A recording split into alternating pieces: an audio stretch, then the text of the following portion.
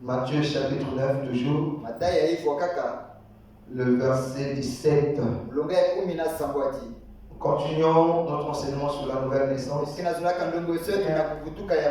Et nous sommes dans ce sujet que nous avons intitulé le mystère de la conservation de l'embryon. Amen. Nous connaissons déjà beaucoup de choses là-dedans. Alors le Seigneur dit dans Matthieu 9, 17, on ne met pas non plus du vin nouveau dans de vieilles outres.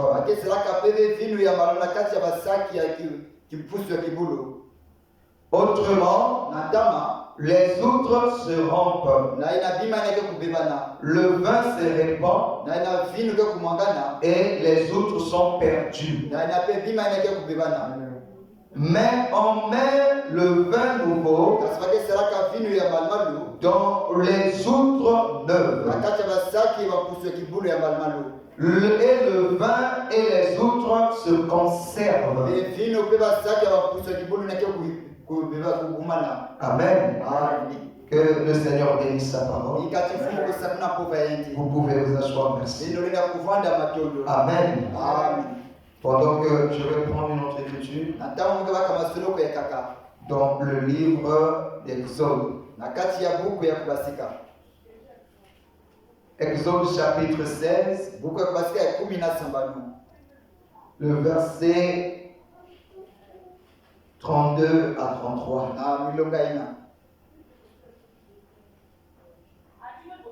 Ça parle des enfants d'Israël dans le désert. Pendant que Dieu leur donna la manne, cache la manne, écoutez ce que Moïse va dire. Moïse dit, voici ce que l'Éternel ordonne. Voici ce que l'Éternel a ordonné. Quand nos mères remplies de manne soient conservées pour vos descendants, afin qu'ils voient le pain que je vous ai fait manger dans le désert. Après vous avoir fait sortir du pays d'Égypte.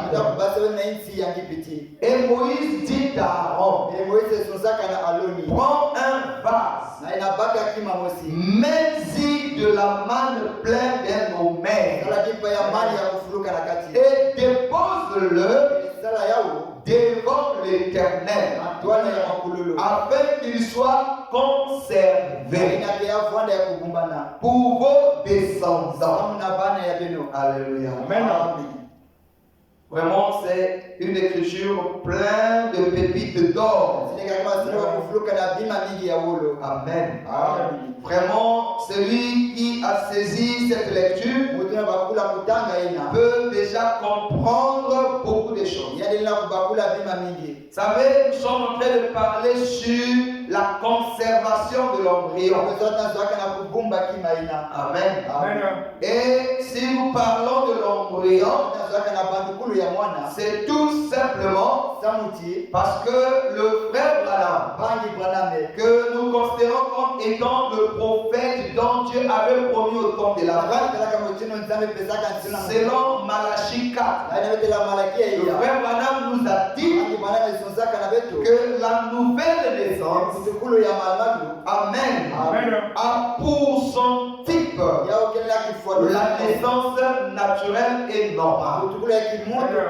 Si vous voulez comprendre la naissance spirituelle, qui est encore appelée la nouvelle naissance, et bien vous n'avez qu'à regarder comment se fait la naissance naturelle et normale. Amen. La façon dont ça se passe, c'est exactement ce qui se fait, mais dans le spirituel. Amen. Et retournons dans la naissance naturelle.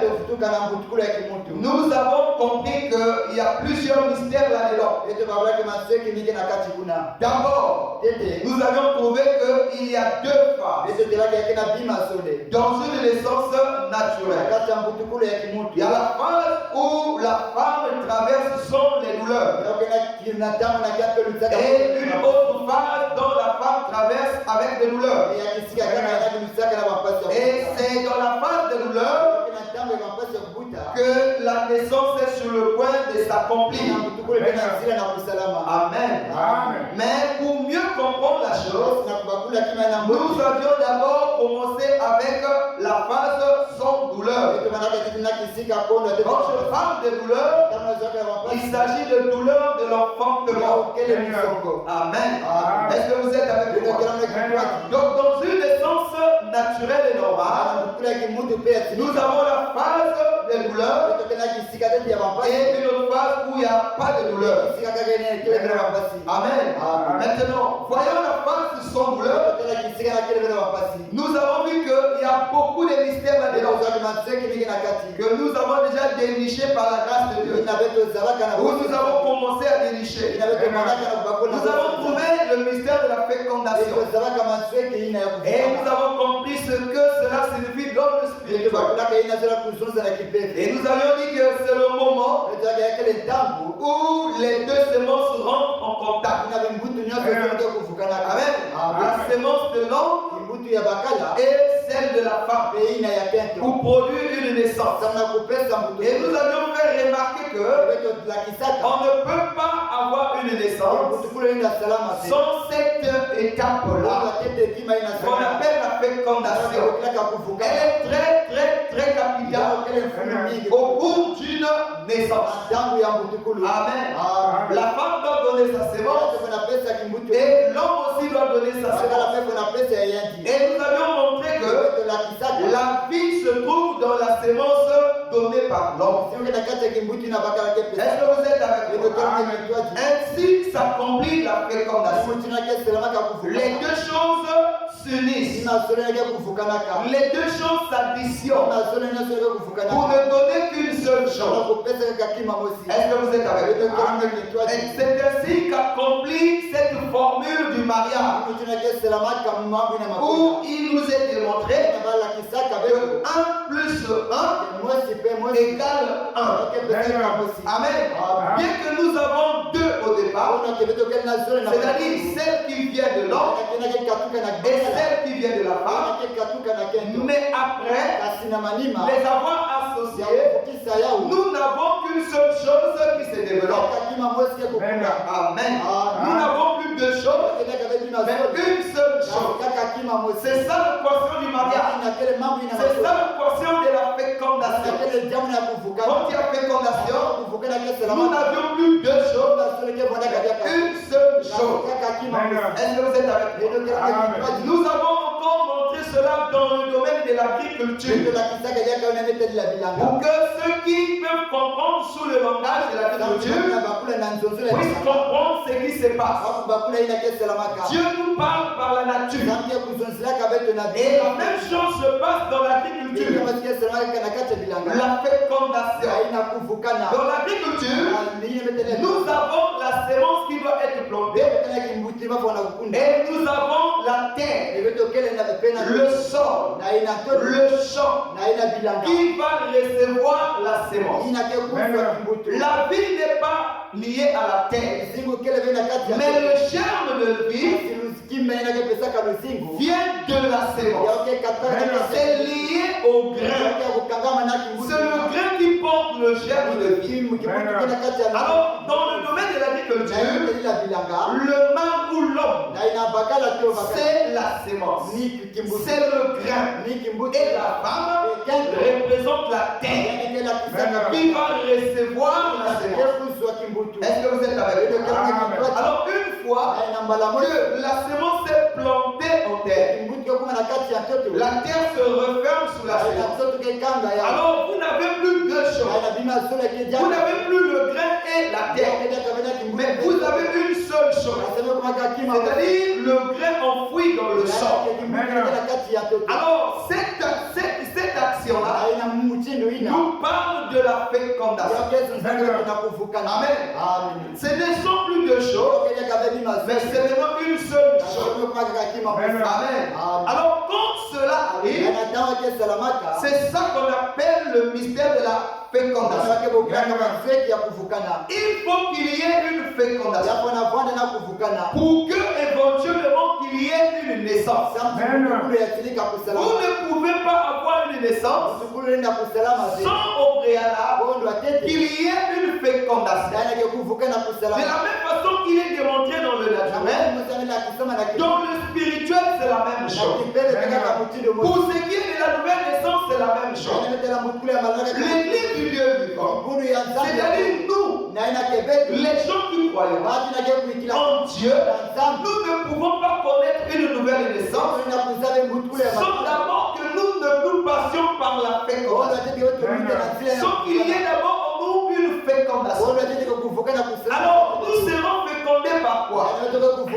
Nous serons fécondés au moyen de la parole de Dieu. Parce que la parole de Dieu représente ce que le grain représente pour la terre. La parole de Dieu représente ce que le spermatozoïde représente pour l'ovule. Amen. Et nous avions montré que la vie se trouve dans le grain et non dans la terre.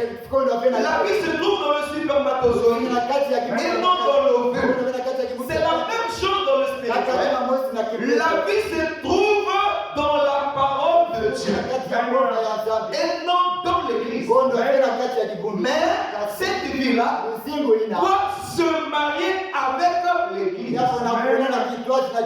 Exactement comme le grain se marie avec la terre. Comme le spermatozoïde se marie avec l'ovule. Alléluia. Alors dans la parole, il y a le germe de vie. Parce que cette parole-là, ce n'est pas la parole d'un homme, mais c'est la parole de Dieu Tout-Puissant. Est-ce que vous êtes avec nous?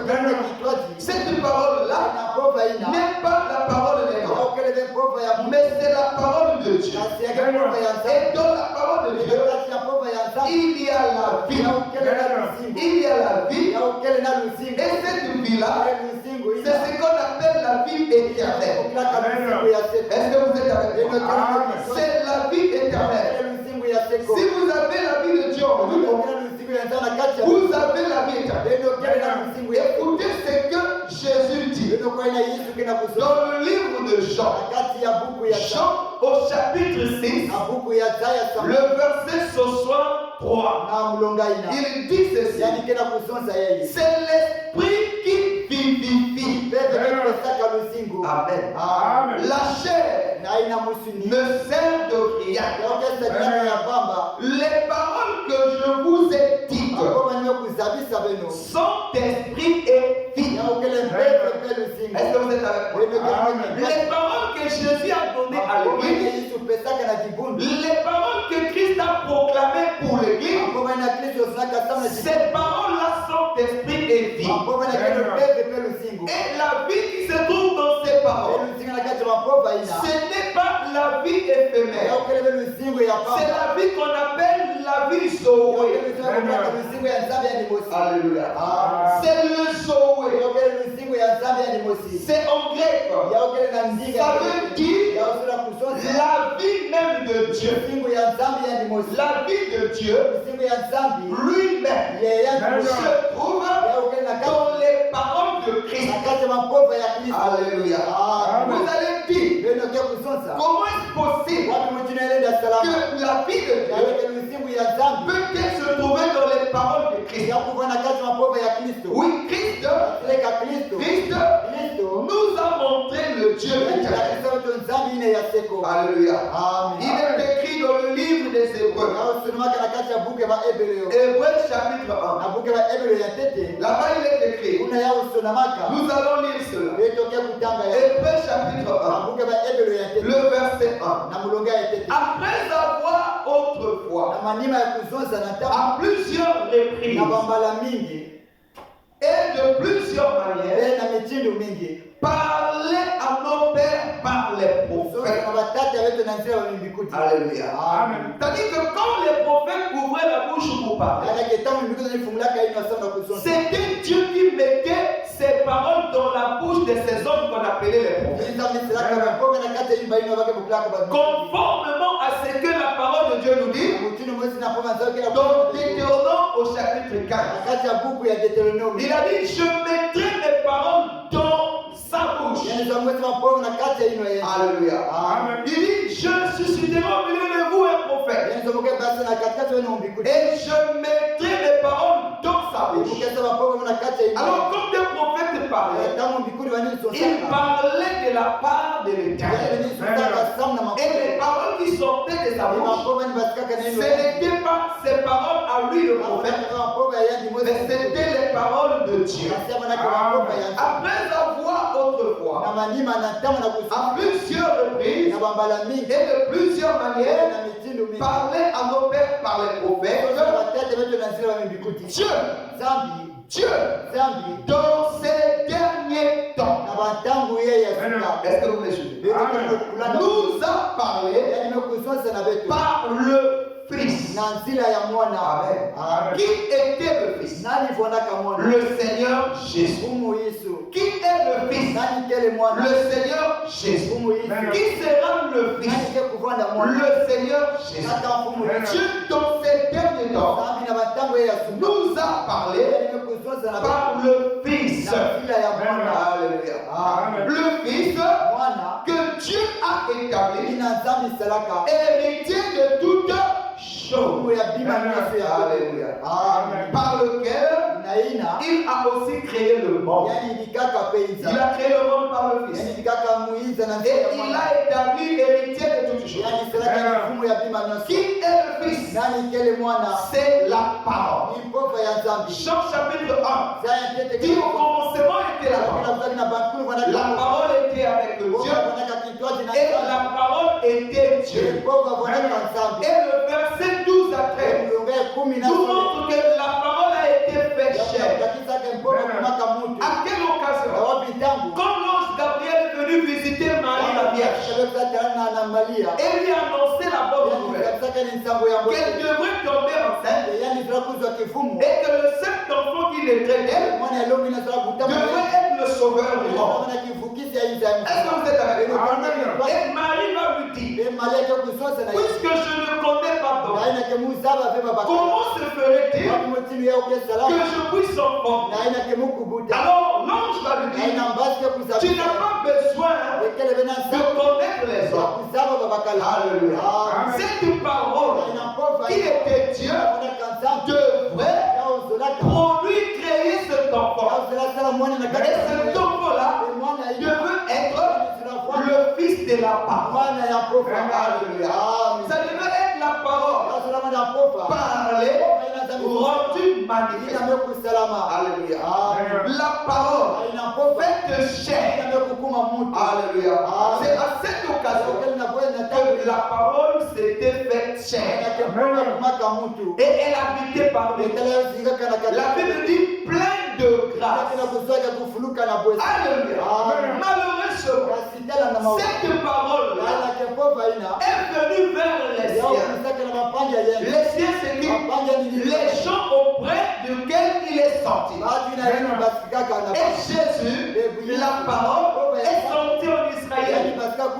La Bible dit, elle est venue chez les siens. Elle est venue chez les siens. Mais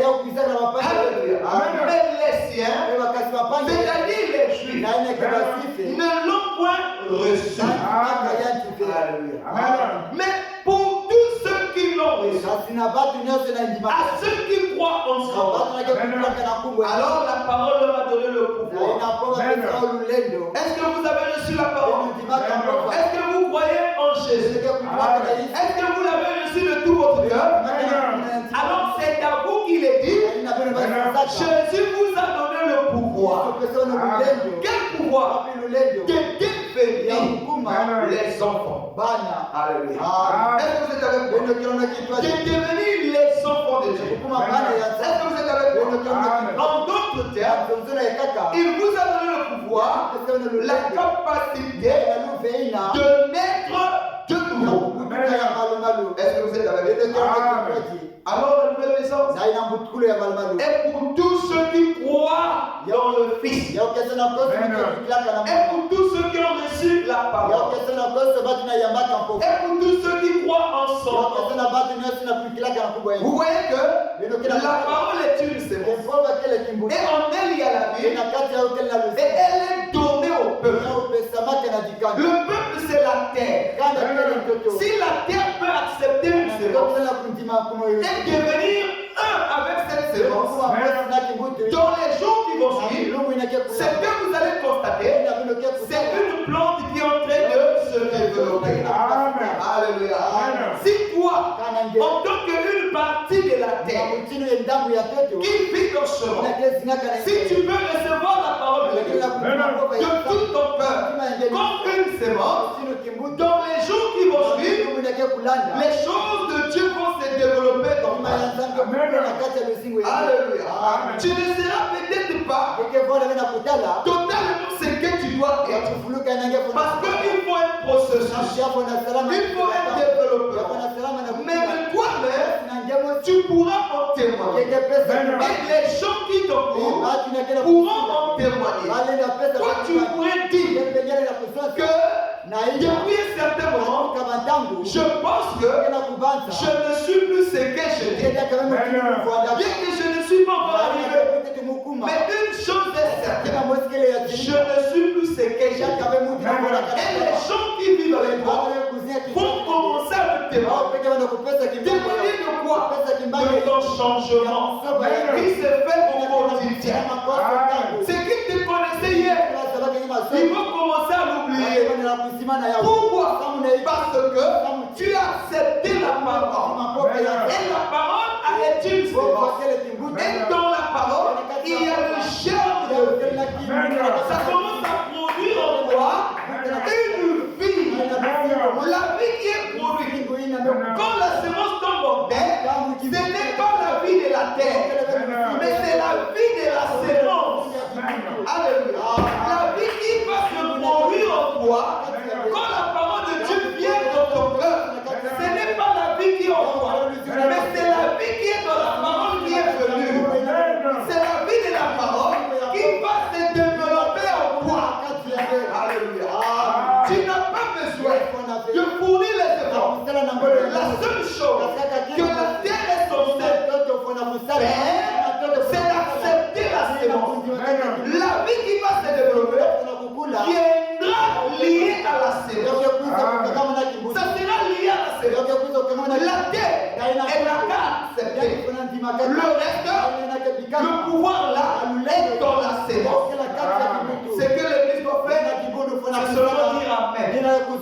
Comme Marie a dit à Gabriel, je suis la servante de l'Éternel. Que cela me soit fait selon sa volonté. Ce que Dieu attend de toi, c'est seulement un oui. Un oui. Amen. Le reste, ce n'est pas à toi de faire. C'est à lui de le faire. Et il est plus que capable pour le faire dans ta vie et emmener un changement complet dans ta vie. Il va étonner le monde. Alléluia. Il n'a pas changé. Il est le même Dieu qui a rencontré la femme samaritaine avec sa mauvaise vie. Tout ce qu'elle était censée faire, c'était seulement de croire que celui qui lui parlait était le Messie. La parole fait chair. Le reste, ce n'était pas son affaire. C'était l'affaire de Dieu Tout-Puissant. Alléluia. Elle a pris sa vie, elle a transformé sa vie. Elle est passée d'une prostituée à une sainte. Alléluia. C'était quoi? C'est seulement ouvrir ton cœur. Si tu ouvres ton cœur, c'est lui qui va déplacer les montagnes. La montagne d'incrédulité, la montagne de la méchanceté, la montagne d'impureté, la montagne d'adultère, la montagne d'impudicité, la montagne du vol, la montagne des critiques, toutes ces vieilles montagnes que le diable avait installées dans ta vie, c'est à lui de les déplacer. Alléluia. Quoi? Tu dois seulement croire. Tu dois seulement croire.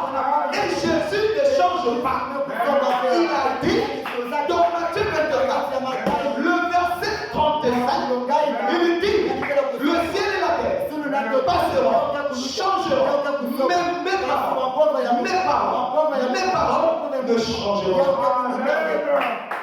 Alléluia. Est-ce que vous êtes avec moi? Donc, est-ce que vous comprenez la chose? Est-ce que vous comprenez cela? Vous voulez vous tracasser? Regardez dans le mariage. Quand un homme veut épouser une femme, qu'est-ce qui se passe? Il faut que cet homme-là se prépare. Il doit se préparer. Il doit avoir de l'argent. Il doit être riche. La femme, ce n'est pas son problème. La femme là-bas, elle attend que le choix tombe sur elle. Le reste, ce n'est pas son problème. Ce que la femme doit faire, c'est seulement dire oui à cet homme-là. Alléluia. Alléluia. Sa robe de mariage, ce n'est pas son affaire. C'est le mari qui est venu demander sa mère qui s'en chargera de la robe de la mariée. Tout ce qu'elle a besoin, ce n'est pas à elle de fournir cela. C'est celui qui est venu lui demander la main. Alléluia. La seule chose qu'une femme doit faire, c'est seulement accepter. Le reste, c'est le mari qui est venu, qui fait dans sa vie. Imaginez une femme qu'on veut épouser et qu'elle soit là à se tracasser. Comment je vais avoir la robe? Comment je vais avoir la robe de mariage? Comment je vais avoir quelque chose? Comment je vais avoir mes chaussures? Tu n'as pas encore compris. Toi, ta place, ton rôle, c'est seulement dire oui. Le reste, c'est à lui de tout faire. Est-ce que vous comprenez ce que les chrétiens forcent les choses. Le salut est une grâce. Le salut est une grâce. Le salut n'est pas comme la loi. La grâce que nous avons reçue par le Seigneur Jésus-Christ n'est pas comme la loi. Qui disait, gratte-moi le dos et moi aussi je te gratterai le dos. Non, la grâce c'est grâce. Même si tu ne me grattes pas le dos, même si tu ne me grattes pas le dos, quand tu auras besoin qu'on te gratte le dos, moi je serai là pour te le gratter. Voilà ce que la grâce c'est. Mais la grâce, c'est une œuvre gratuite. Tu ne fais pas d'abord quelque chose qui va plaire à Dieu pour que tu puisses te l'accorder. Non, vous n'avez pas encore compris ce que c'est. Qui a une vie qui peut plaire à Dieu? Même moi qui vous parle, je ne peux pas avoir une vie qui peut plaire à Dieu. Si Jésus c'est que Jésus, c'est par la grâce. Si je peux me tenir ici et prêcher l'évangile, ce n'est pas par mes mérites. Ce n'est pas que Dieu a trouvé en moi quelqu'un qui est digne. Non, je n'étais qu'un pécheur. Sa grâce m'a vu, m'a trouvé, m'a récupéré, m'a lavé, a mis au moins son esprit et il n'a dit pas. Qu'est-ce que j'ai donné? Rien du tout. Ce qu'il a fait pour moi, il peut le faire pour chacun d'entre vous ici. Alléluia. Ce qu'il a fait pour Pierre, il peut le faire pour chacun d'entre vous ici. Qu'est-ce que Pierre avait fait? Des spécial. Rien du tout. Par les capacités intellectuelles, Pierre était zéro. Il ne connaissait même pas écrire son propre nom. Alléluia. Qu'est-ce que la grâce? Le frère Madame dit, la grâce, pour la comprendre, regardez dans le mariage. Amen. Qu'est-ce qui se passe dans le mariage? Quand un homme a déjà choisi une femme pour être son époux, il a déjà fait grâce à cette femme. Alléluia. La Bible dit une seule chose qui pourrait faire qu'elle ne soit plus sa femme, c'est la mort. Si la mort n'intervient pas, quel que soit ce que la femme la fera, rien ne peut faire qu'elle ne soit plus sa femme. Amen. Vous voyez la grâce? La seule chose qu'il peut faire que cette dernière ne soit plus sa femme, c'est si elle venait à mourir.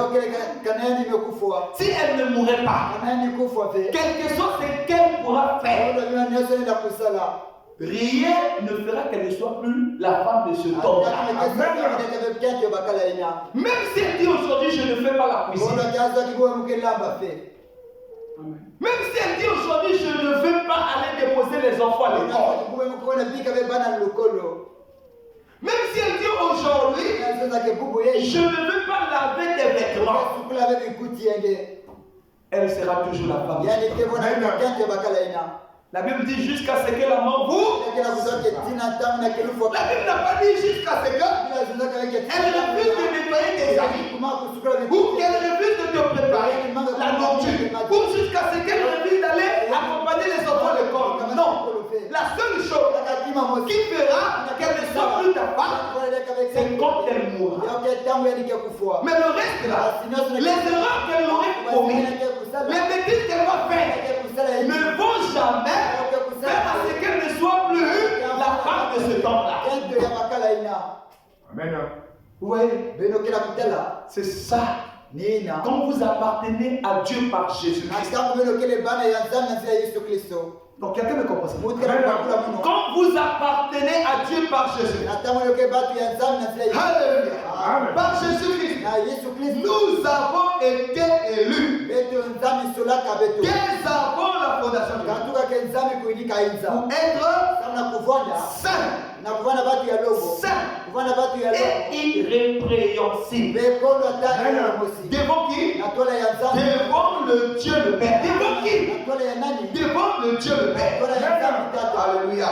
Aussi longtemps que tu es en Jésus, aussi longtemps que tu seras en Christ, Jésus-Christ. Amen. Quand Dieu te fera, il te fera toujours un saint. Non, vous n'avez pas compris. La grâce. J'aimerais que vous puissiez comprendre ce que c'est la grâce. Oh Seigneur. Amen. Ouvre les yeux de ce peuple. Que vous puissiez comprendre ce que c'est la grâce. Nous allons lire ça dans les Éphésiens. Alléluia. Prenons le livre des Éphésiens. Oh Seigneur. J'aimerais que Dieu vous aide à comprendre ce que c'est la grâce. Livre des Éphésiens. Éphésiens chapitre 1, je crois. Écoutez ce que la Bible dit. Éphésiens chapitre 1. À partir du verset 11. Écoutez. En Jésus-Christ, nous sommes aussi devenus héritiers. Alléluia. Amen. Nous avons lu dans Hébreux chapitre 1 que Dieu a fait du Fils héritier de toutes choses. C'est ce que nous avons lu à peine dans Hébreux. Ici, le nom Paul dit en Jésus-Christ, toi et moi aussi, nous sommes devenus héritiers. Est-ce que vous êtes avec moi? Alors, quand vous regardez Jésus, Jésus devient un co-héritier. Vous devenez avec Jésus des co-héritiers de tout ce qui appartient à Dieu. Alléluia. Par Jésus, en Jésus, nous sommes aussi devenus héritiers. Ayant été prédestinés, suivant la résolution de celui qui opère toutes choses, d'après le conseil de sa volonté, afin que nous servions à la louange de sa gloire. Nous qui d'avance avons espéré en Christ. Alléluia. En Jésus, nous vous aussi. Vous aussi. Amen. Vous aussi. Après avoir entendu la parole. C'est pas avant. Mais après avoir fait quoi? Entendu la parole. Alléluia. Il dit, en en lui, vous aussi. Ici c'est Paul qui parle. Après avoir entendu la parole de la vérité. Vous êtes avec moi? La parole de la vérité ne vient que de Jésus. Amen. C'est lui qui a les paroles de la vérité. Et la parole de la vérité, c'est la parole de Dieu. Vous êtes avec moi? C'est ce que Jésus déclare. Amen. Il dit, Père, Jean 17, le verset 17. Il dit, Père, sanctifie-les par ta vérité. Car ta parole est la vérité. Amen. Est-ce que vous êtes avec moi? Il dit, après avoir entendu la vérité, en d'autres termes, après avoir entendu la parole de Dieu, alléluia, l'évangile de votre salut, en Jésus, vous avez cru, et vous avez été scellés du Saint-Esprit qui avait été promis. Alléluia. Il dit, lequel est un gage de notre héritage pour la rédemption de ceux que Dieu s'est acquis à la louange de sa gloire. Est-ce que vous êtes avec moi? Alors je prends le verset 4. En Dieu, Amen. Non, il dit, en Jésus, Dieu nous a élus avant la fondation du monde. Est-ce que vous comprenez? Quelqu'un est là pour lire la suite? Est-ce que quelqu'un est en train de lire avec moi? Vous allez dire peut-être que non, c'est le pasteur qui va lire. C'est pas le pasteur. C'est Dieu qui le dit. Le verset 4. Éphésiens chapitre 1. Il dit ceci. En Jésus. Amen. Lui ici est mis pour Jésus. En Jésus, Dieu nous a élus avant la fondation du monde pour que nous soyons saints et irrépréhensibles devant Dieu. Amen. Est-ce que quelqu'un comprend? C'est-à-dire que aussi longtemps tu seras en Christ, aussi longtemps que tu seras né de nouveau. Parce que quand tu es en Christ, c'est que tu es né de nouveau. Aussi longtemps que tu es en Christ, pour Dieu, tu es un saint. Tu es une sainte. Amen. Et Dieu ne pourra jamais trouver sur toi le péché. Amen. Alléluia. Les gens de ce monde pourront te regarder et voir en toi ce qu'ils appelleraient péché. Mais quand tu regardes, alléluia, tant que tu es en Christ, quand Dieu te regarde, il te voit saint et irrépréhensible. Amen. Alléluia. C'est là où Dieu dit, mes pensées ne sont pas vos pensées. Mes voix ne sont pas vos voix. Oui, les hommes peuvent coller sur vous tout le temps.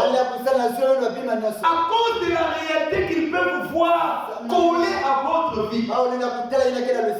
Alléluia. Mais Dieu ne voit pas ta vie de la même façon. Alléluia. Qu'est-ce que les Juifs n'ont pas vu dans la vie de Jésus? Ils ont vu beaucoup de choses. Il y a d'autres qui ont vu que c'est un enfant qui est né avant que son père et sa mère ne soient mariés.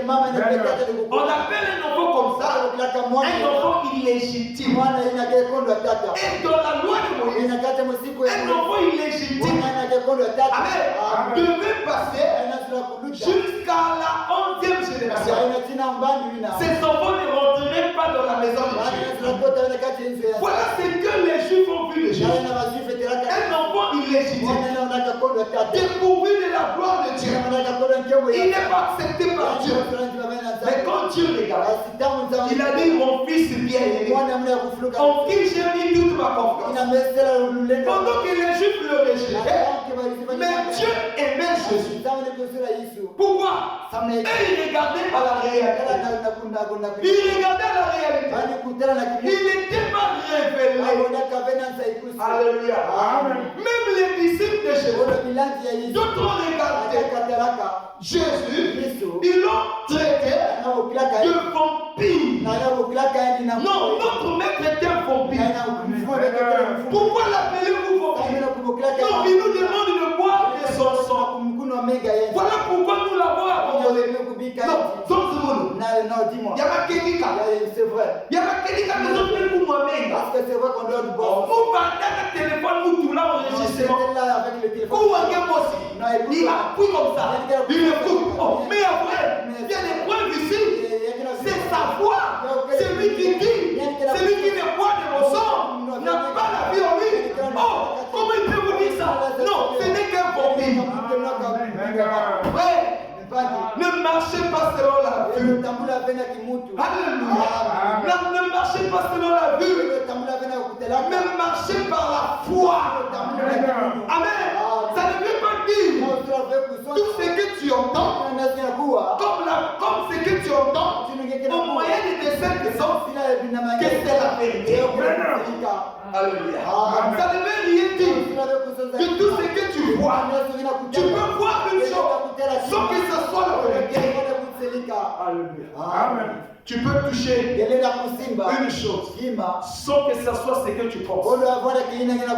Est-ce que vous êtes avec moi? Un autre pouvait venir. Il laisse.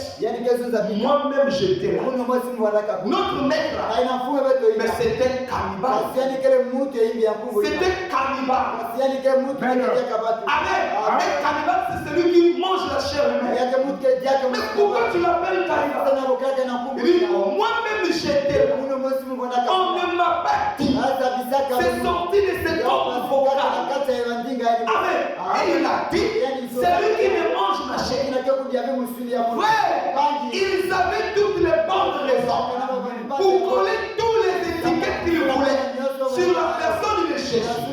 Mais quand Dieu a regardé la personne de Jésus, il a dit, voici mon fils bien-aimé, en qui j'ai mis toute ma confiance. Et il dit à l'humanité, écoutez-le. Alléluia. Si tu es en Jésus, par la nouvelle naissance. Alléluia. La façon que le monde te regarde, ce n'est pas de cette façon-là que Dieu te regarde. Le monde peut t'appeler de tous les noms, peut te traiter de toutes les choses. Mais l'opinion de Dieu, la vie du Créateur, la vie de Dieu sera différente de la vie des hommes. Je vous l'ai dit que c'est la grâce. Les gens peuvent trouver tout pour vous accuser. Mais quand Dieu regarde, il leur dira, mais je ne vois rien. Amen. Grâce. Alléluia. Un jour, Satan le diable avait trouvé Josué le souverain sacrificateur. Il avait trouvé quelque part en train de commettre le péché. Il avait déjà commis le péché. Et cela avait rendu ses vêtements sales. Le diable l'a trouvé en frappant de lit. Alléluia. Le diable l'a trouvé en frappant de lit. Il a dit, viens ici. J'ai toutes les preuves possibles. Tu ne peux plus échapper. Je vais t'accuser devant le Dieu de toute la terre. Il est venu avec Josué. Josué se sentait déjà culpabilisé.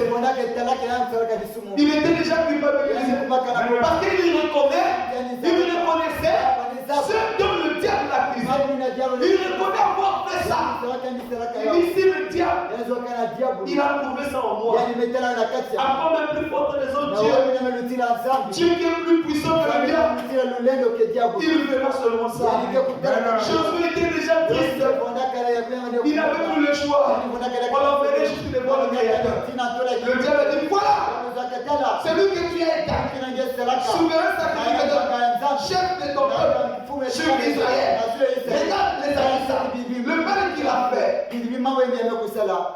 Satan voyait le péché. Dieu a regardé. Alléluia. Amen. Dieu a dit ok. Il a donné un ordre à des anges qui étaient là.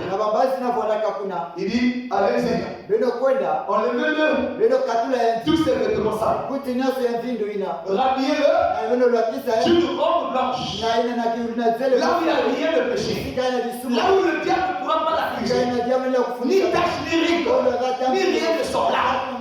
Amen. Et on a enlevé Josué sur lui. On lui a mis les vêtements propres. Et le diable est resté là. Ne voyez plus. Dieu voulait dire à Satan, la façon que moi je vois mon peuple, ce n'est pas la façon que toi tu vois. Amen.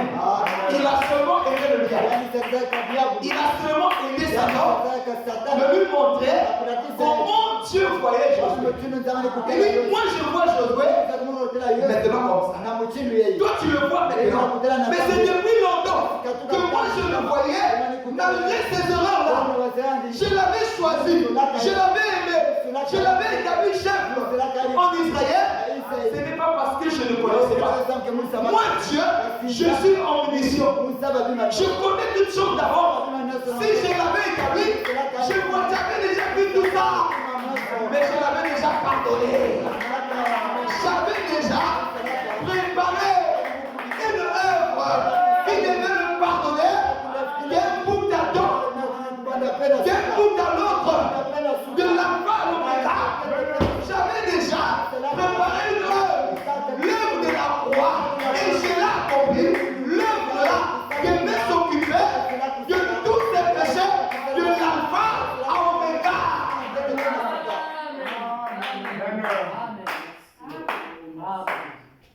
Et il appelait ça la grâce. Alléluia. Amen.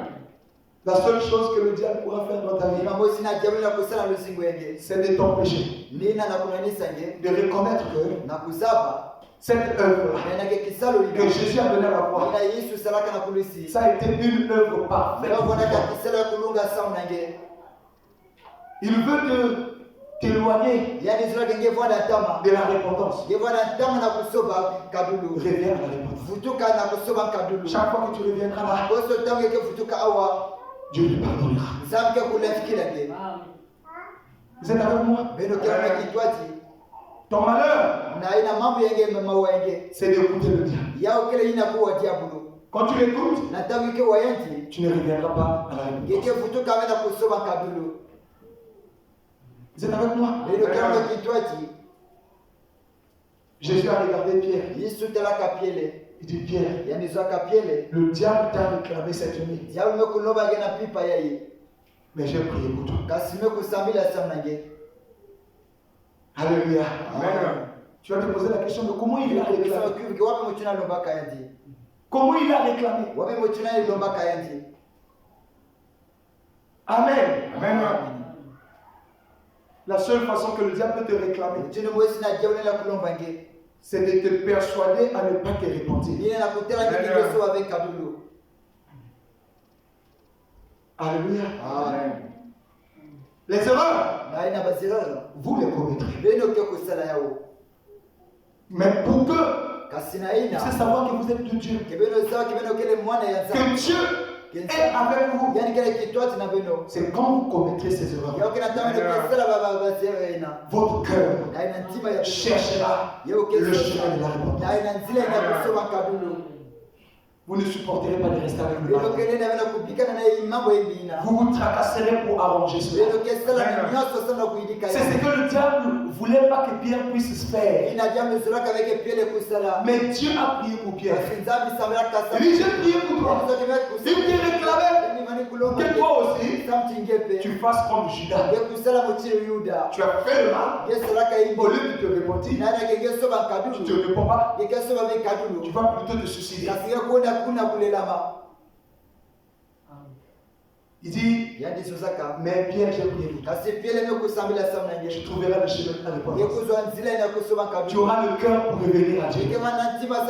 Tu ne feras pas comme Judas. Un vrai fils de Dieu. Une vraie fille de Dieu. Quand tu ne fais quelque chose de mal, tu ne trouveras pas la paix. Parce que Jésus avait déjà prié pour nous tous. Quand nous allons commettre le mal, Père, pardonne-les. Qu'il trouve en eux cette volonté de venir se repentir. Ce n'est que les fils de Satan qui ne se repentent pas. Parce qu'en eux, il n'y a rien. Il n'y a rien de Dieu. Mais si tu es de Dieu, tu ne garderas pas ce péché. Tu chercheras comment arranger ça. Tu chercheras l'homme de Dieu pour qu'on puisse t'aider à mettre ta vie en ordre. Voilà ce qui prouve que tu es de Dieu. Pierre s'est repenti. Ça ne veut rien dire. Le diable te dit, si tu te répands, qu'est-ce que le pasteur ne va pas dire? Il va dire que donc tu n'es pas chrétien. Pierre avait commis ce forfait-là. Vous savez ce que Jésus a dit? Il a dit à Pierre, je laisse l'église entre tes mains. Alléluia. Amen. Pierre pouvait dire, non, laisse ça même à Jean. Parce que Jean, il n'aura pas à se repentir de quelque chose de mal qu'il aurait fait. Jésus a dit non. C'est à toi, Pierre. Je t'établis chef des autres. Mais moi, je t'ai régné. Mais tu t'es repenti. Amen. Amen. Ça ne veut rien dire. Que si tu te repentais, ça veut dire que tu n'es moins que rien. Non. Amen. Dieu ne regarde pas comme ça. Non. Ça, c'est ta pensée. Vous êtes avec moi? Pierre s'est repenti, Pierre s'est péché, et Dieu l'a établi chef des autres. Amen. Amen. Alléluia. Amen. C'est là où le diable retient les fils et les filles de Dieu. Pasteur, qu'il a trop d'amour. Il le croit tellement. Si je lui dis que j'avais fait ça et ça, il va me dessus. Non, il sera dessus. Il ne va plus me voir comme auparavant. Non, je ne vais plus partir. Je reste moi avec ça. C'est le diable qui t'empêche de te repentir. C'est pourquoi tu ne vis pas dans tes privilèges. C'est pourquoi tu cherches, mais tu ne trouves pas.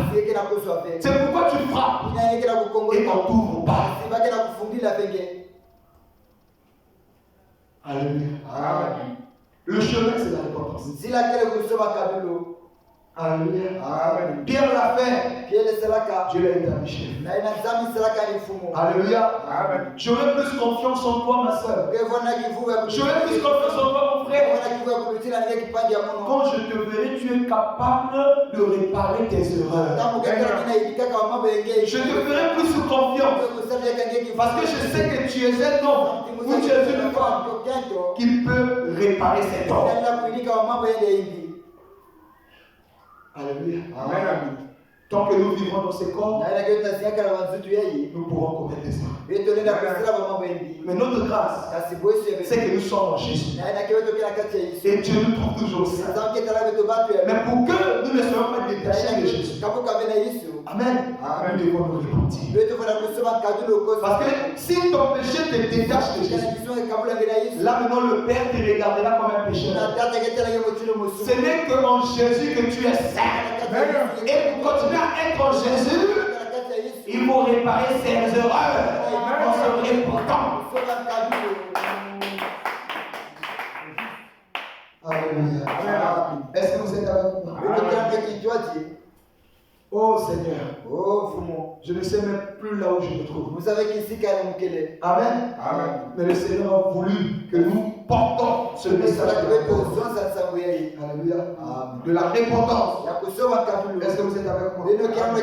Quand vous êtes en Christ, oh c'est la grâce. Mais pour être en Christ, il faut te repentir. Parce qu'il a versé le sang pour pardonner tes péchés. Alléluia. Si tu peux te repentir, alors tu seras en Christ. Et pour Dieu, tu seras saint et irréprochable.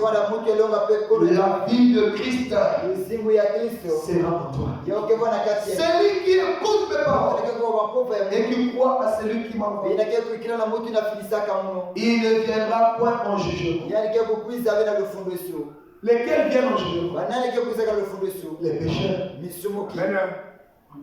C'est lui qui croit, qui écoute mes paroles et qui croit à celui qui m'envoie ne sera pas appelé en jugement. C'est-à-dire qu'il ne sera pas appelé pécheur, mais il serait passé de la mort à la vie. Alléluia. Est-ce que vous êtes avec moi? C'est le Seigneur Jésus-Christ. C'est le Seigneur Jésus-Christ qui est la parole de Dieu. Sa parole, c'est la sémence. Quand tu ouvres ton cœur, tu deviens un avec elle. Alors c'est la fécondation. Ça commence quelque chose en toi. Alléluia. Exactement. Comme une plante qui commence à pousser. Une fois qu'une terre a accepté la semence, alléluia, la plante se développe. En réalité, ce n'est pas encore ce que nous attendons. Mais ce que nous attendons est dans cette plante. Alléluia. Parce que s'il n'y a pas la plante, on n'aura pas de fruits. C'est pas vrai? En réalité, ce dont nous avons besoin, ce sont les fruits. Mais il faut que la plante se développe. Dans la suite de ce mariage entre le grain et la terre, il faut que quelque chose se développe pour aboutir à ce que nous attendons. Alléluia. Quand il y a eu mariage entre la sémence de l'homme et celle de la femme, en réalité, c'est l'embryon qui est là maintenant dans la femme. En réalité, ce que nous attendons, ce n'est pas l'embryon, c'est le bébé à la maternité. Mais le bébé, il est là dans cet embryon. Vous êtes avec moi? Pour qu'on ait un bébé, il faut que cet embryon se développe. Vous êtes avec moi? Mais c'est le développement qui devient un défi, qui devient très important. Il faut donner le temps à cette chose-là de se développer. Il faut donner du temps à la petite plante-là qui apparaît faiblement de se développer.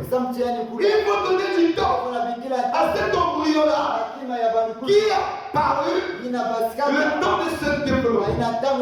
Parce que c'est le prochain bébé. Alléluia. C'est le prochain bébé. Est-ce que vous êtes avec moi? C'est la chose que nous attendons. Il faut se rendre le temps. Alors le grand combat commence. Le combat de la conservation. Il faut conserver. Alléluia. Conserver quoi? Il faut conserver cet embryon. Alléluia. Il faut conserver. Il faut conserver quoi? Il faut conserver la petite plante qui commence à se développer. Si vous ne les conservez pas, vous n'aurez jamais les résultats que vous attendez. Si vous ne pouvez pas conserver la parole de Christ qui est sortie, qui est proclamée et qui est pénétrée dans Alléluia. Amen. Cela ne produira pas en vous toutes ces promesses que Christ a données. Cela ne produira pas toutes les promesses que Christ a données à l'Église. La nouvelle naissance est une promesse. Est-ce que vous êtes avec moi? C'est une promesse. Et Jésus dit, pour l'homme, c'est une obligation. Est-ce que vous êtes avec moi? Il a dit, tout est accompli. Il était venu pour quoi? Pour donner naissance à l'humanité. Et à la fois, il a dit tout est accompli. Est-ce que vous êtes avec moi? Si tu veux garder ça dans ton cœur, alléluia, et donner du temps à cette chose de se développer, alors cela aboutira à ce dont tu attends. Si c'est une parole de guérison que tu as cru dans ton cœur et que tu gardes jalousement cela, tu ne laisses pas le diable te séparer avec ça. Tu ne laisses pas le diable emmener le raisonnement en toi pour tuer cette parole. Tu n'emmènes pas. Amen. Les dogmes et les créneaux pour tuer la chose là, mais tu la gardes telle que tu l'as reçue de Jésus. Alléluia. Amen. Cette chose-là, enfantera. Vous êtes avec moi? Si c'est une parole qui est liée à la sanctification, alléluia. Du Seigneur, tu as dit, par ton sang, tu m'as lavé. Je le crois. Et tu crois cela de tout ton cœur. Tu ne laisses pas le raisonnement venir. Alléluia. Amen. Tu ne laisses pas les dogmes et les créneaux rendre inefficace la chose. Cela produira en toi une vie sanctifiée. Vous êtes avec moi? Vous êtes avec moi? Alléluia. Alors le gros défi devient maintenant garder cette parole. Chaque parole qu'on a reçue de Dieu et qu'on a cru doit être gardée jalousement dans ton cœur.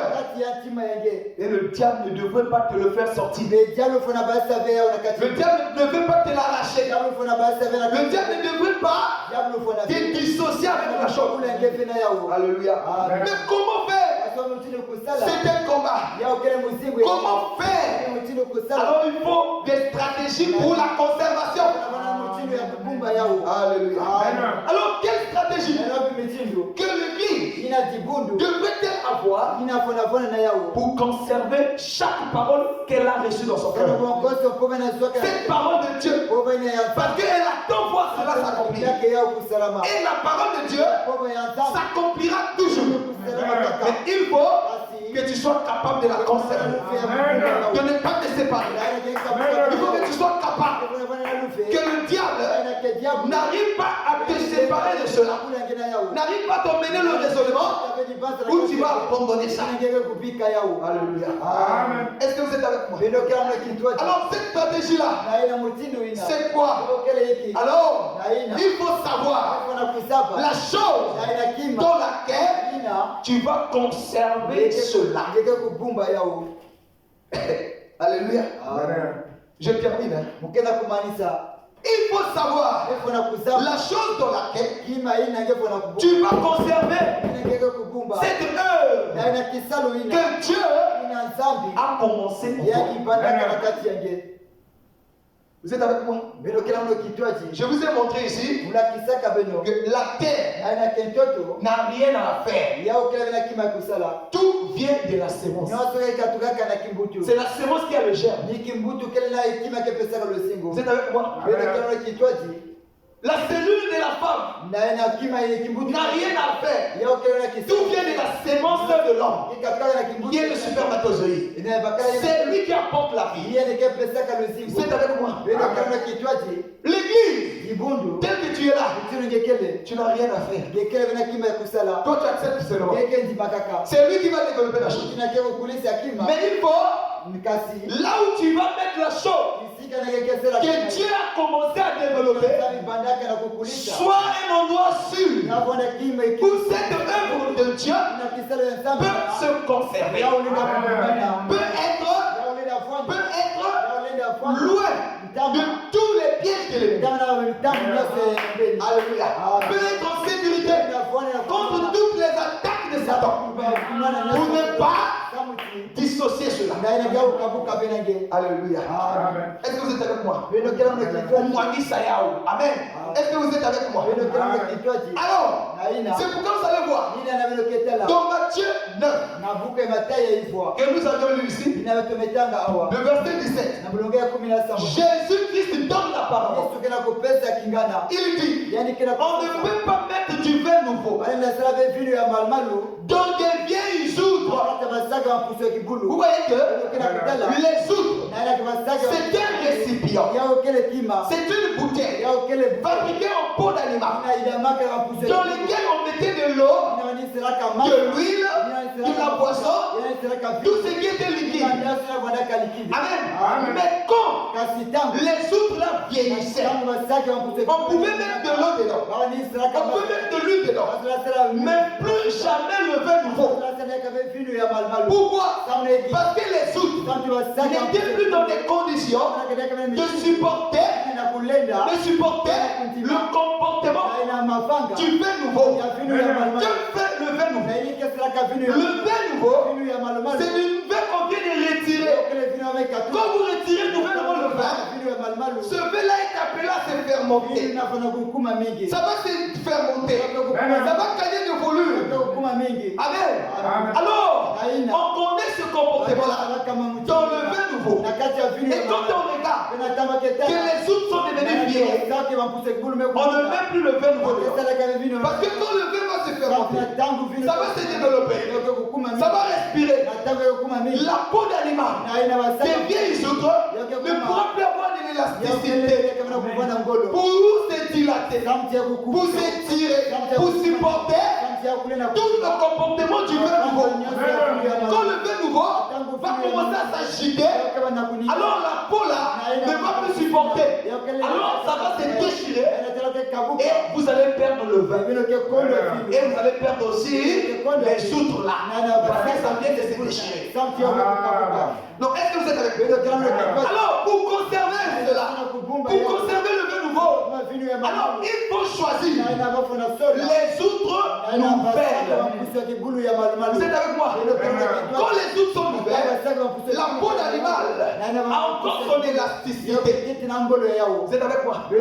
Quand vous mettez le vin nouveau, quand le vin là commence à se développer, à respirer dedans, à se développer dedans, la peau d'animal qui est encore fraîche, encore de l'élasticité, il va aussi se développer comme un pompé. Quand vous mettez de l'air, le pompé ne se trouve pas, ça se développe parce qu'il y a de l'élasticité. Alors il va supporter, il va supporter, il va supporter. Amen. Alors on dit que les nouvelles outres est un bon récipient pour conserver le vin nouveau. Si vous mettez ça dans les nouvelles outres, vous conserverez du vin nouveau. Vous conserverez, amen, le vin nouveau. Mais pour toi et moi, non, le vin nouveau c'est quoi? Le vin nouveau c'est quoi? C'est la puissance de Dieu. La puissance de Dieu, c'est l'œuvre que Dieu a accomplie. Alléluia. Cette œuvre que Dieu a accomplie dans ta vie, comment tu vas la conserver? Il faut savoir là où mettre ça. Il faut savoir là où tu vas mettre ça.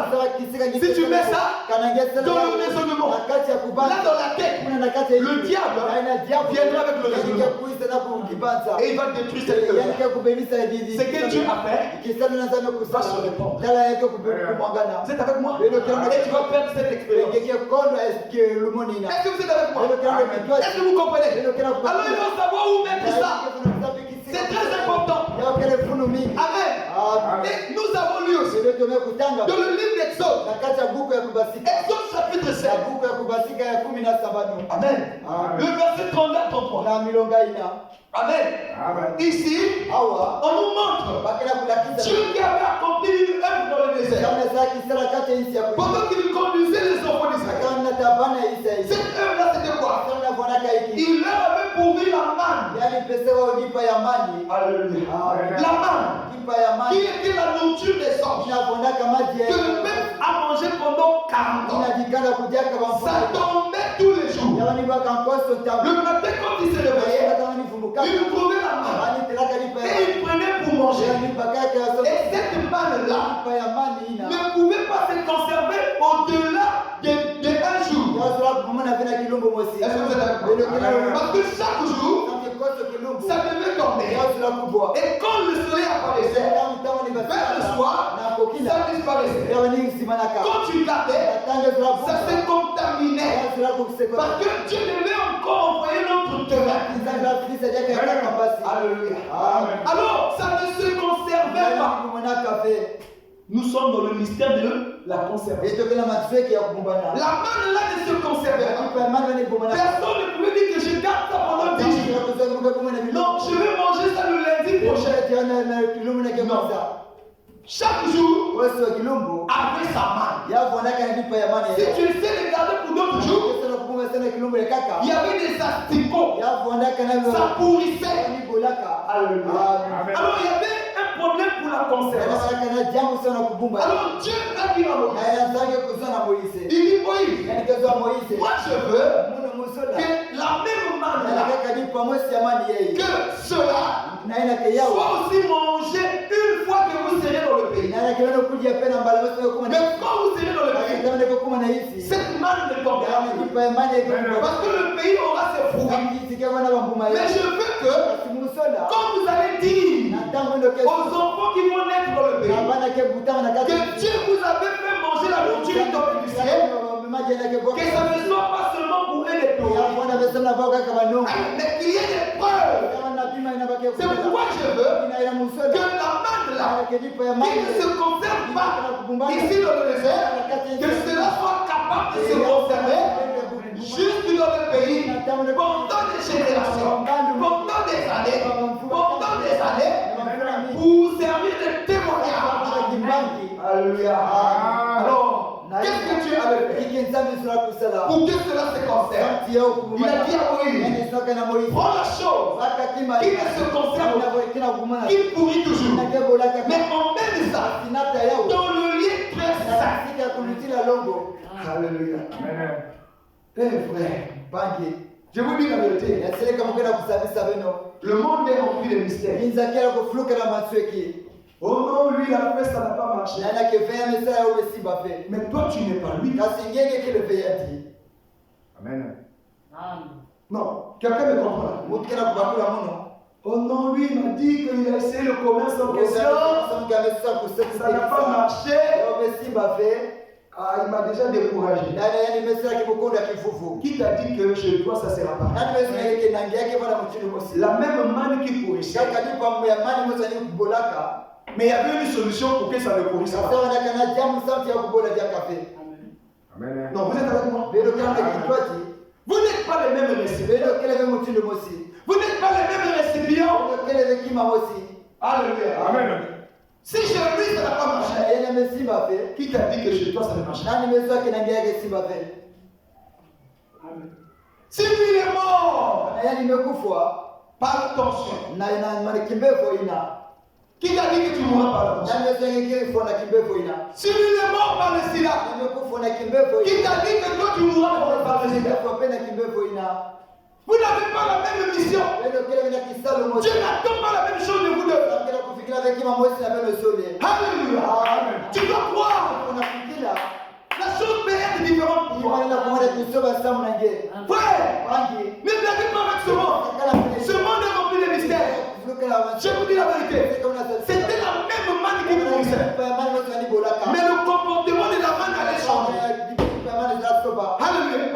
Par une simple action qu'on allait faire, la manne là n'allait plus se comporter de la même façon. Quand vous regardez regardez l'action qu'on a fait, ça paraissait pas grand chose. Vous prenez ça, mettez ça dans le livre saint. Bon, qu'est-ce qu'on a fait de rien spécial? Prenez ça, mettez ça dans là-bas. Quand quelqu'un qui est charnel regarde, Vous va nous penser peut-être l'huile va me mélanger dans ma cala, va me mélanger dans ma piment à bois là, va me mélanger dans ma cassou, va penser qu'il y a ma question parce que dans le monde, quand on va marquer. Ça c'est la pensée charnelle. Frère, c'est que l'homme, attends, c'est pas ce que tu penses. Dieu, il est simple avec le simple. Sa puissance se manifeste dans la simplicité. Quoi, il a dit quoi? Ceux à qui vous imposerez les mains, ils verront leur maladie les quitter. Il n'a même pas dit ceux à qui vous imposerez les mains et vous prierez pour eux. Ceux à qui vous imposerez les mains. Amen, touché comme on avait prié. Amen, touché comme on avait prié. Amen. Je me disais qu'il va parler. Pasteur, moi aussi, hein? Non, le pasteur en question. Mais oui, touché comme on avait lutté. C'est moi touché, il est parti. Mais c'est ce que Dieu nous a dit. Vous imposerez les mains aux malades et les malades seront guéris. En d'autres termes que vous les toucherez seulement et ils seront guéris. Non, vous voulez que je fabrique quoi? Non, vous voulez que je fabrique quoi? C'est la voie pourvue par Dieu pour accomplir le miracle. Vous devez le croire. Vous devez vous attendre à Dieu là-dedans. Alléluia. Moïse a dit à Aaron, prends ce qui pourrait. Va mettre ça dans la chambre là-bas. Non, ça ne va plus pourrir. Les années puis les années. Pendant 40 ans, que le désert. On va passer 40 ans dans le désert. Non, ça ne va plus pourrir. Ma génération qui cuise 40 ans plus tard. C'est qui verront 40 ans plus tard. Ils vont voir ça, ils vont payer, ils vont manger ça. Qu'est-ce qui était extraordinaire? C'était simple. Mais Dieu était dans cette affaire. Parce que c'est Dieu qui l'a dit. Et confiance en Dieu. Au moyen des voies qu'il pourvoit pour apporter les solutions dans vos vies. Il a dit par le prophète Élisée au général de Damas, va te jeter cette fois dans le Jourdain. Le général Damas a dit, l'eau du Jourdain très sale, une eau bouée. Moi là, un général comme moi, écoutez, il y a des eaux claires partout dans le pays, même chez moi en Syrie là-bas, il y a des eaux claires que je peux me laver mon cher. Mais une eau boueuse du Jourdain. Dieu était là-dedans. Dans cette affaire, son serviteur lui a dit, chef, ça va rien t'enlever. Il sait quand même de te plonger jusqu'à la 7e fois. Et on verra. Frère, quand il a fait ça, vous ne pouvez pas croire que c'est Dieu. Dieu savait que l'eau là est sale, il va m'envoyer là-bas. Dieu connaissait que l'eau là est sale. Il va m'envoyer d'aller me plonger là-bas. Si c'était Dieu, il va m'envoyer dans de l'eau claire. Continue à comprendre Dieu à ta façon. Tu resteras avec tes problèmes. Dieu a besoin des simples, des gens qui sont humbles de toi. Ce sont eux-là qui feront la main de Dieu. Quand il s'est jeté pour cette fois, quand il sort de là, Dieu a tenu part. Frère, attention. Le monde est rempli de mystères. Savez-vous combien de gens s'étaient plongés dans cette même eau-là, étant malades, mais ils n'ont pas reçu leur guérison? Frère, tu n'es pas comme tout le monde. Fais attention. Obéis à Dieu dans les moindres des cas. Tu seras perdu. Vous n'allez pas me dire, il il n'y avait pas eu en ces jours-là des gens malades qui ne s'étaient pas jetés dans le même jardin. Et ils n'ont pas été guéris. Mais sur la parole donnée par Dieu, les choses ont changé. L'eau du Jourdain a changé de comportement vis-à-vis du général de Naaman. Amen. Hey, Yahweh. Amen. Que Dieu ouvre vos yeux. Faites attention. Vous allez dire qu'il est jeune, un petit comme le frère. Quand je suis ici, j'abandonne mon don entre les mains du Tout-Puissant. C'est lui qui me l'a donné et il commence à vous parler. Il commence à vous parler. Si tu veux écouter cette petite voix qui sort, ça sera l'occasion pour toi de quitter là où tu te trouves. De quitter l'émotion où tu es étouffé pour t'élever. Alléluia. Est-ce que quelqu'un comprend ça? Pour seulement ça, mets ça dans le ciel. Premier jour, il y a même levé. Troisième jour, ça finit les jours. C'est passé dans les semaines. Ça finit les semaines. C'est passé dans les trimestres. C'est passé dans les mois. C'est passé dans les trimestres. C'est passé dans les années. 40 ans. Ça ne pourrissait pas. Le Dieu sur la terre. On avait trouvé l'endroit pour conserver la chose. Il faut trouver le bon endroit pour conserver une œuvre accomplie par Dieu dans ta vie. Quand tu attends que cela serve dans le futur, ne laisse pas ça à la portée de Satan. Sinon Satan va détruire cela et tu attendras en vain. Alléluia. La main avait trouvé le bon endroit pour qu'elle soit gardée, pour te servir dans le futur. C'est que tu as commencé avec toi. Dans ta vie, il faut la conserver. Mais il faut savoir où la conserver. Parce que tu en as besoin. Ça va te servir pour la suite. Amen. Alléluia. Est-ce que quelqu'un me comprend? Est-ce que quelqu'un me comprend? Alléluia. Ça y est, tu as trouvé un bon endroit. Vous allez me dire, pasteur, où est-ce que nous devons la conserver? Amen. Je vais prendre le livre de Jérémie. Jérémie chapitre 32. Vous allez lire de 1 jusqu'à 14 là-bas. Faute de temps, moi je vais lire Jérémie 33. Je vais lire seulement le verset.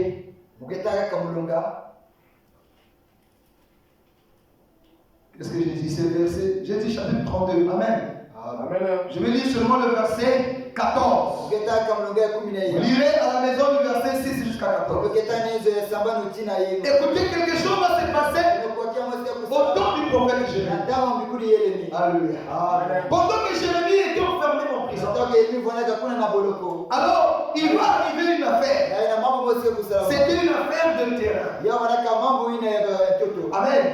Il fallait que Jérémie puisse racheter un terrain qui appartenait à son cousin, qui était l'enfant de son oncle, appelé Anamel. Amen. Alors il est venu voir Jérémie dans la prison. Il dit, toi tu as la possibilité de racheter. Tu es un parent proche de moi. Tu as le droit de rachat, de racheter ce qui est à moi. Alors j'aimerais que tu puisses racheter un bien qui m'appartenait, pour que cela soit pour toi. Et Dieu avait dit à Jérémie que cela devrait arriver. Et quand cela arriverait, que Jérémie puisse faire cette affaire. Alors cela va se passer comme Dieu l'avait dit. Jérémie va racheter cela devant les témoins. Ils vont signer les papiers comme la loi l'exigeait. Et ils vont sceller cet achat-là d'acquisition. Alléluia. Ils vont sceller cela. Il va y avoir deux contrats. Alors quand Jérémie va prendre ces contrats, sachant que Dieu lui avait dit que Israël ne serait plus vu dans la patrie. Pendant 70 ans, ils vont être déportés à Babylone. Donc ils ne seront plus là. Vous êtes avec moi? Alors Jérémie va se dire, il faut que le contrat là soit conservé. Au-delà de ce 70 ans, quand nous allons revenir dans le pays, alléluia, pour que je fasse sortir ce contrat là, amen, pour que je récupère mon bien. Mais cela doit être conservé. Il faut que ça se conserve dans un endroit très sûr, qui peut rester longtemps sans perdre cela. Alléluia. Sans perdre cela. Amen. Est-ce que vous êtes avec moi? Alors il va prendre ses contrats. Il va donner ça entre les mains de Baruch, qui était là comme son assistant. Il y a Baruch, prends ces contrats, mets ça dans un vase de terre. Amen. Vase de terre, récipient en terre. Amen. Il va mettre ça dans la toto. Amen. Alléluia. Est-ce que vous êtes avec moi? Mets ça dans un vase de terre. Alléluia. Alors, pour que cela se conserve longtemps, jusqu'au moment où nous reviendrons dans le pays. Parce que nous allons passer 70 ans en dehors du pays. Nous serons à Babylone. Il faut un endroit où la chose là va se conserver pendant longtemps. Où on ne peut pas perdre cela. Et la chose là a été un vase de terre. Vous êtes avec moi? Alléluia. Il faut avoir un prophète. Amen. Un vase de terre a été un élément pour conserver pendant longtemps quelque chose, une œuvre qu'on ne voulait pas que ça puisse se faire. Parce que cela devait servir dans l'avenir futur. Vous êtes avec moi? C'est quoi ces vases de terre? Alléluia. Ce vase de terre, c'est quoi? C'est la parole. La parole. Au commencement était la parole. Et la parole était avec Dieu. Et la parole s'était fait terre. Amen. Et quelqu'un comme ça. Au commencement était la parole. Et la parole était avec Dieu. Et la parole était Dieu. Et la parole s'était fait chair. Terre. Il dit dans Genèse 3, il dit à Adam et Ève, tu es poussière de la terre, tu retourneras. Il parlait de quoi? Il ne parlait pas des larmes d'Adam, il parlait de la chair d'Adam. La chair c'est la terre. C'est pourquoi quand la chair est mise en terre, quand vous revenez des années plus tard, vous ne trouvez plus la chair. Ça se mélange avec la terre. Ce n'est qu'une partie de la terre. Alléluia. Alléluia. Un vase de terre où on devait conserver une œuvre accomplie pendant longtemps pour que cela serve dans le futur. Ça parlait de la parole. Quand la parole allait se faire chair, quand la parole devait devenir un vase de terre dans la personne de Jésus-Christ, alors tu peux conserver chaque œuvre que Dieu a accomplie dans ta vie dans Jésus-Christ. Amen. Tu as trouvé ta vase de terre? Est-ce que vous avez trouvé votre vase de terre?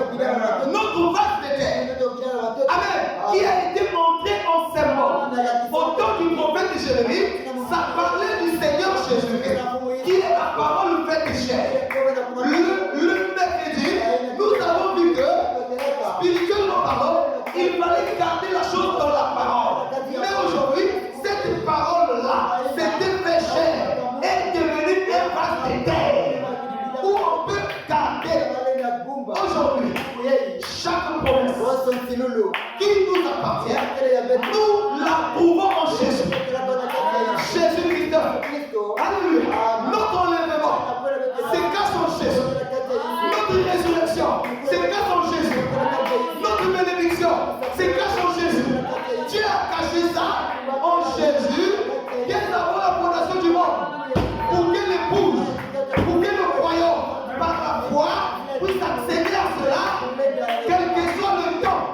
Quel que soit le temps, même aujourd'hui, après 2000 ans, tes enfants sont cachés en Jésus. Même aujourd'hui, après 2000 ans, tes pardons de péchés sont cachés en Jésus. Même aujourd'hui, après 2000 ans, ta bénédiction est cachée en Jésus. Voilà ce roi de terre. Alléluia. Amen. Dieu savait qu'il avait des œuvres qui allaient servir pendant des générations. Il fallait chercher là où conserver ça. Il fallait chercher un vase de terre. Voici mon fils bien-aimé, en qui j'ai mis toute ma confiance. Je mets tout en lui. Alors n'importe qui, dans n'importe quelle génération, en aussi grand nombre que le Seigneur notre Dieu les appellera, quel que soit le lieu où ils seront, s'ils ont besoin, ils n'ont qu'à tourner le regard vers le vase de terre et prendre ça. Ce vase-là, c'est le Seigneur Jésus. Ta nouvelle naissance se trouve dans le vase de terre appelé le Seigneur Jésus. Ton enlèvement, ta perfection, se trouve dans ce vase de terre appelé le Seigneur Jésus. Si ce soir, tu peux avancer par la foi, prendre ce qui est pour toi, le Seigneur Jésus-Christ, le point central à la bénédiction de l'humanité. Le point central pour la bénédiction de l'humanité. Tout ce qui Dieu vous a réservé, il a mis ça dans ce vase de terre, appelé son fils Jésus-Christ. Tu as besoin de quoi? Ma soeur, tu as besoin de quoi? Mon frère qui est là, tu as besoin de quoi? Levez-vous maintenant. Levez-vous maintenant. Soyez dans l'expectative. Tu as besoin de quoi? Ce dont tu as besoin ce soir ne se trouve pas dans le pasteur. Ne se trouve pas dans aucun homme sur la terre. Tout homme était mon cœur. Mais ce dont tu as besoin, ton Créateur, ton Dieu, Elohim le bon, avait déjà réservé ça. Et il a mis ça en Jésus-Christ. Il avait déjà racheté ça. Et il a mis ça en Jésus-Christ. Le vase de terre. Maintenant, en notre génération, nous venons par la foi. Réclamer cela. Avance avec la main de foi. Ne sous-estime pas. Les choses de Dieu sont simples. Mais Dieu est là-dedans. Je vous dis la vérité. J'ai vu une femme fonction. La nuit d'aujourd'hui, on s'est levé du soleil qui a nié l'église. Si vous croyez, Dieu va faire quelque chose. Elle est fait pour vous. Il l'a fait pour vous. Le moment est arrivé où chacun doit réclamer ce que Dieu a racheté pour lui et il a gardé cela jusqu'à ce que l'esclavage allait prendre fin. Et à la fin de Golgotha, il nous a ramenés dans le royaume. Nous ne pardonnons plus au roi de Babylone. Nous ne pardonnons plus à Satan le diable. Nous sommes libres par le sang de Jésus-Christ. Maintenant, tu dois t'approcher. Récupérer la chose qui avait été gardée pour se conserver jusqu'à ton retour. Nous voici de retour par le sang de Jésus-Christ. Maintenant, c'est le temps. Et là où tu es là-bas, comment tu as réclamé la chose? Comment tu as demandé cela? Cela a été conservé. Cela a été gardé pour toi.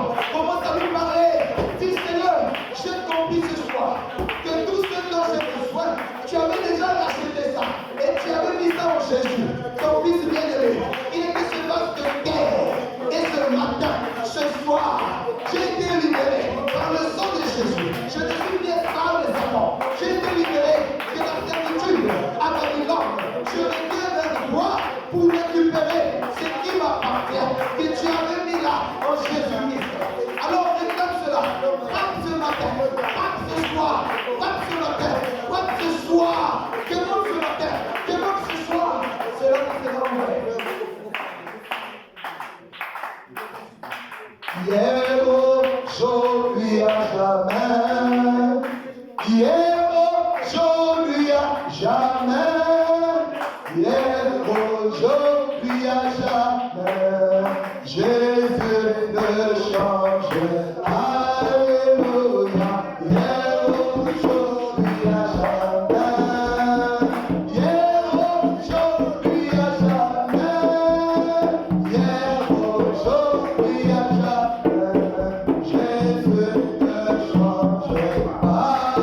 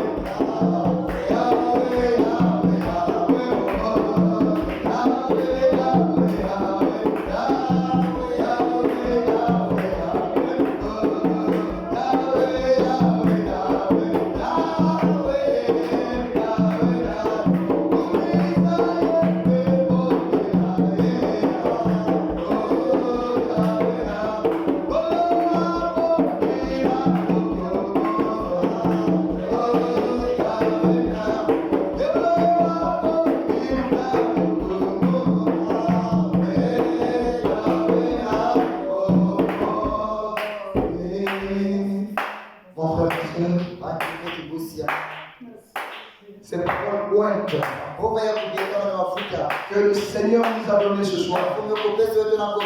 Dieu a dit, elle ne peut pas sortir de lui et venir vers un peuple plein de foi. Un peuple qui peut croire en cela sans que ses paroles n'accomplissent le seul pouvoir. Elles sont sorties de Dieu. Alors si tu as cru en cela, sache-le maintenant que quelque chose vient de se passer. Dieu vient d'accomplir quelque chose. Tout ce dont tu avais besoin, que Dieu te donne l'expectative. Reçois cela au nom de Jésus. Reçois cela au nom de Jésus. Reçois cela au nom de Jésus. Sois né de nouveau au nom de Jésus. Reçois le Saint-Esprit au nom de Jésus. Reçois la foi au nom de Jésus. Éternel, sois béni, sois exalté, sois élevé, sois l'éternel des âmes, Elohim le fort, le même hier, aujourd'hui et éternellement. Le Dieu qui nous a rassemblés ce soir, en ces lieux, pour t'adorer, en esprit et en vérité. Ta vérité est sortie et ton peuple l'a reçu avec joie. Maintenant, Seigneur, j'invoque ton esprit pour arroser, pour arroser, pour arroser, pour arroser, pour arroser, pour arroser, pour arroser cette salle. Au nom de Jésus, au nom de Jésus, au nom de Jésus, au nom de Jésus, au nom de Jésus. Saint-Esprit de Dieu, la puissance éternelle, le grand Elohim, la puissance de Dieu qui vit à jamais, qui vivifie les âmes, qui vivifie les âmes. Maintenant, maintenant, maintenant, maintenant, au nom de Jésus-Christ, la parole, au nom de Jésus. Maintenant, que l'on sache, l'éternel, que tu es Dieu. Que l'on sache, oh roi, que tu vis à jamais. Que ce peuple expérimente, Seigneur, la véritable et authentique nouvelle naissance.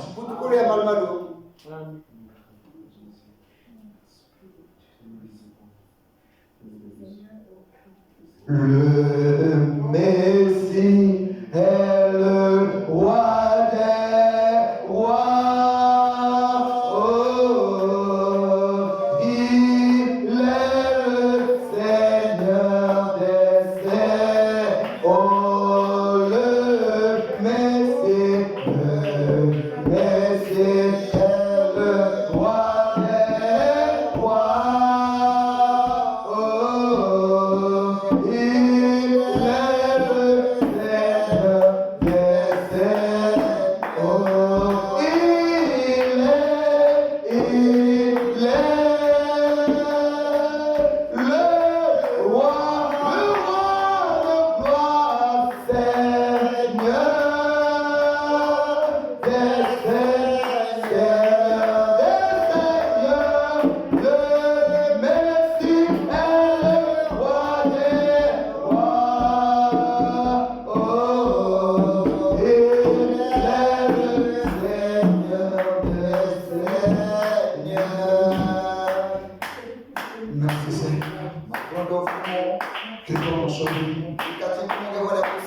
Merci pour ce que tu es en train de faire. Opération de la délivrance des âmes, des esprits et des corps. Merci pour toutes les bénédictions que tu es en train de faire.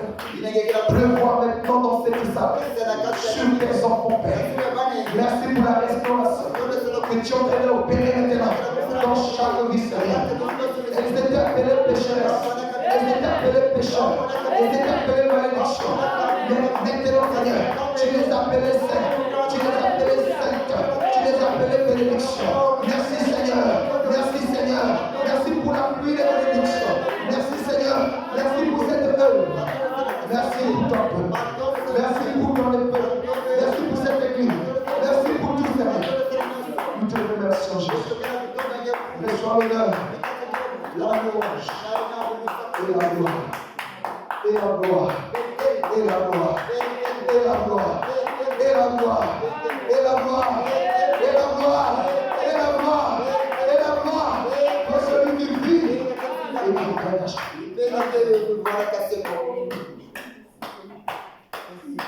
Merci. Watoto Alors, voici la fin kala wamekuwa na suka de cette réunion, Père. bisabule tata Bénis tes enfants. sakuna banenge Que ces choses, Père, ikakibima yeye tata deviennent un avec chacun. leo kuma mwezi na mwezi mtu Et le Seigneur, Nimika que chacun de Père soit un véritable témoin de la résurrection de Christ. Bwana kibanja kileta ya nguvu ya Kristo. Oh Yahweh, Oh fumu toi qui nous as envoyés, Père, inafilisaka betu pour cette œuvre namna kisalo de yeye la ya réconciliation kuvukisa des âmes perdues mapela ya kusimama avec toi, Christ, la parole de vie. ina kile poka Réconcilie les âmes, katika kuvukisa réconcilie les esprits, kuvukisa mapela réconcilie les corps kuvukisa mazutu avec toi, Père, nange tata afin que, Père, haina kitaki ils connaissent au kusaba une vie de victoire, une marche de victoire. Au nom de Jésus. Bénis, Père, le digne souvent. Qui se trouve ici, Seigneur. Bénis chacun qui me fait quelque chose. Et que cela serve pour la promotion de ton œuvre et pour le bien-être de tes enfants. Au nom de Jésus. Amen. Amen. Amen. Est-ce que nous pouvons acclamer quelqu'un fort pour le Seigneur Jésus-Christ? Oh, notre Dieu est merveilleux. Amen. Amen. Que